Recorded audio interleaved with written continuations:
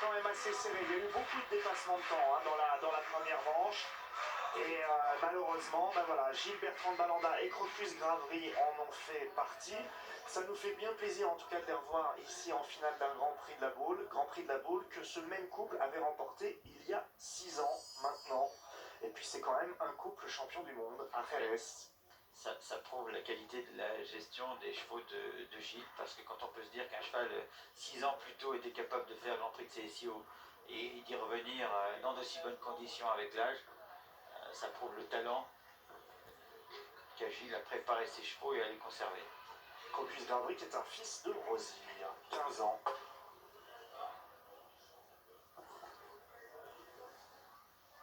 Pour lui, le problème est simple. Le handicap de temps l'oblige à courir sans s'inquiéter trop pour le chronomètre. C'est le sans faute. Voilà, c'est le sans faute. Il cherche d'abord le sans faute, bien sûr.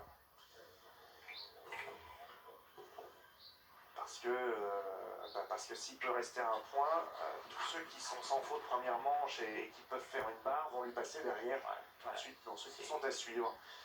Là, on va dire que c'est un jeu placé. Tout à fait, il n'a pas d'autre choix. Alors ça lui donne effectivement un petit peu de confort de ne pas avoir à aller trop vite sur cette deuxième manche. Il reste plus qu'un. Allez, plus qu'un. Eh ben ça y est, superbe, quel bonheur, quel plaisir de voir Gilles de Balanda et Crocus Gravery revenir à ce niveau de compétition. On en a bien besoin d'ailleurs, parce que Jean-Maurice Bonneau l'a assez largement expliqué avant cette édition de la Baule. L'infirmerie est pleine en ce début d'année, que ça fait du bien au moral et c'est important pour l'équipe de pouvoir compter sur des couples solides qui ont de l'expérience. Et revenir à ce niveau de compétition un couple champion du monde à Jerez, et ben, en vue des championnats d'Europe qui vont se couvrir dans 3 mois maintenant, c'est important, hein, j'imagine, sur les tablettes de l'entraîneur. Et là, je m'adresse aussi à l'entraîneur adjoint. Oui, alors je ne vais pas parler pour mais de fait, le sélectionneur doit être rassuré de voir des couples qui tiennent le pavé depuis longtemps.